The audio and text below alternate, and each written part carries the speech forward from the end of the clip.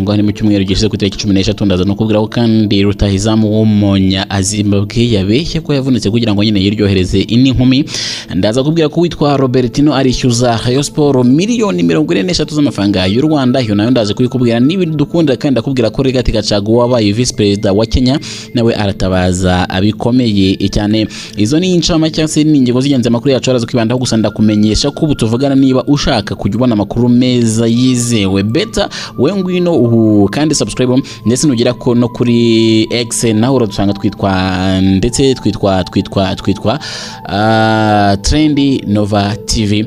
Ndabashimira ka twihutire reka mitenza duhere kuri muri vuga ko mu Gitega umupolisi yishe imfungwa yageragezaga gucika ku cyumweru tariki 13 Mata 2025. Imfungwa yararashwe irapfa mu gace ka Nyabiharage mu mujyi wa Gitega umurwa mukuru wa politike y'u Burundi. Hirashwe n'umupolisi kandi ubwo yashaka gutoroka, warashwe kandi